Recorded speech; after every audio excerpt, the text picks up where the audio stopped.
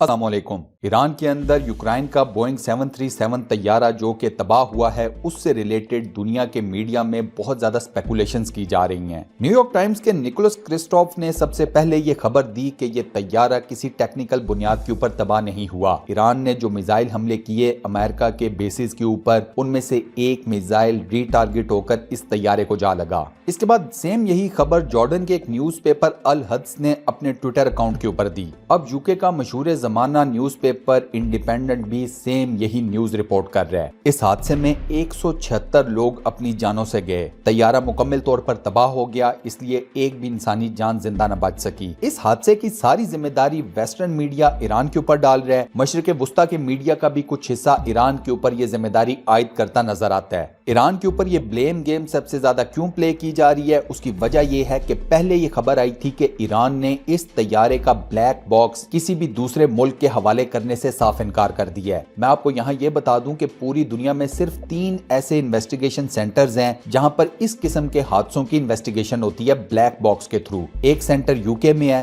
دوسرا فرانس میں ہے، تیسرا یونائٹڈ اسٹیٹس میں ہے۔ اب ان تینوں ممالک کے ایران کے ساتھ سفارتی تعلقات کیسے ہیں وہ آپ سب لوگ جانتے ہیں۔ اسی وجہ سے ایران نے پہلے یہ کہہ دیا تھا کہ ہم بلیک باکس کسی کے حوالے نہیں کریں گے، لیکن اب خبر یہ آ رہی ہے کہ ایران بوئنگ کمپنی کو یہ بلیک باکس حوالے کرنے کے لیے رضامند ہو گیا ہے۔ ویڈیو میں آگے بڑھنے سے پہلے چینل کو سبسکرائب کر لیں، ساتھ بنے ہوئے بیل کے آئیکن کو پریس کر کے آل نوٹیفیکیشنز کو پریس کر دیں۔ دوستو، جب یہ حادثہ ہوا اس وقت ایران کے اندر موجود یوکرین کی ایمبیسی کہہ لیں یا کونسلیٹ کہہ لیں، انہوں نے بھی یہی خبر دی تھی کہ ایران کا ایک مس گائیڈڈ میزائل اس طیارے کو لگا ہے، جس کی وجہ سے یہ طیارہ حادثے کا شکار ہوا ہے۔ کچھ ٹائم فریم بعد اس ایمبیسی یا کونسلیٹ نے اپنا بیان تھوڑا سا چینج کر لیا۔ انہوں نے یہ کہنا شروع کر دیا کہ ہمارے طیارے میں کوئی ٹیکنیکل پرابلم نہیں تھی، اس طیارے کا پراپر چیک اپ ہوا تھا، اڑنے سے پہلے اس طیارے کے اندر کسی بھی قسم کا کوئی ٹیکنیکل فلا ہمیں نہیں ملا تھا۔ اب یوکرین نے اپنے طور پر اس حادثے کی انویسٹیگیشن سٹارٹ کر دی ہے۔ اس کے علاوہ کینیڈا اور سویڈن کو بھی اس انویسٹیگیشن کا پارٹ بنایا گیا ہے۔ یوکرین سب سے پہلے یہ انویسٹیگیٹ کر رہا ہے کہ کیا واقعی میں ٹیکنیکلی اس طیارے کے اندر کوئی فلا تھا یا نہیں تھا، یا پھر اس طیارے کو واقعی میں ایران کا کوئی میزائل پیش کر گیا ہے۔ اس طیارے کے حادثے میں جو انیشل رپورٹ سامنے آئی ہے، اس میں ایک رپورٹ میں یہ بھی لکھا گیا ہے کہ طیارے کے اندر آگ لگ گئی تھی گرنے سے پہلے۔ اب کسی طیارے کے اندر آگ اس وقت لگتی ہے گرنے سے پہلے جب اس کے اندر کوئی ٹیکنیکل فلا ہو جاتا ہے، کسی ٹیکنیکل خرابی کی وجہ سے طیارے کے اندر پہلے آگ بھڑکتی ہے اور اس کے بعد وہ کریش ہوتا ہے۔ اس کے برعکس اگر اس طیارے کو کوئی میزائل ہٹ کرتا ہے تو یہ طیارہ فضا میں ہی پاش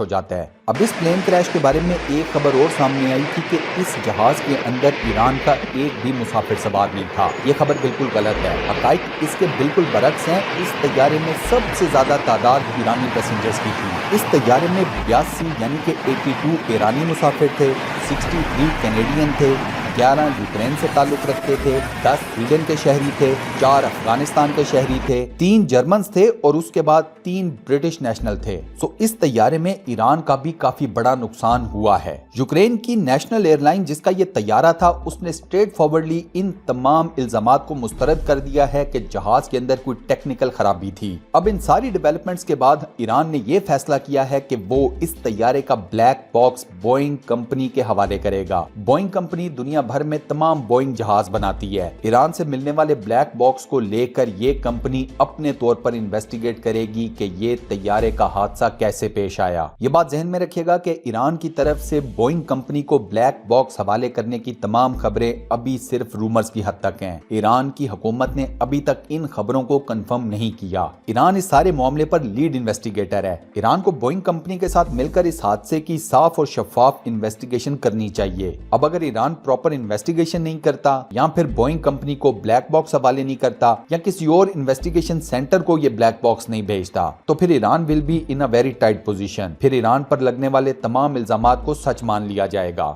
یہاں پر آپ دوستوں کی رائے جاننا چاہوں گا کہ کیا ایران یہ بلیک باکس بوئنگ کمپنی یا کسی اور انویسٹیگیشن سینٹر کے حوالے کرے گا یا نہیں؟ اس بارے میں آپ کیا رائے رکھتے ہیں مجھے کمنٹ سیکشن میں ضرور بتائیے گا۔ اس ویڈیو کو لائک اور اپنے واٹس ایپ، فیس بک، ٹویٹر اور دیگر سوشل میڈیا اکاؤنٹس پر شیئر کرنا مت بھولیے گا۔ جزاک اللہ۔ انشاءاللہ اگلی ویڈیو میں آپ دوستوں سے ایک بار پھر ملاقات ہوگی، تب تک کے لیے اللہ حافظ۔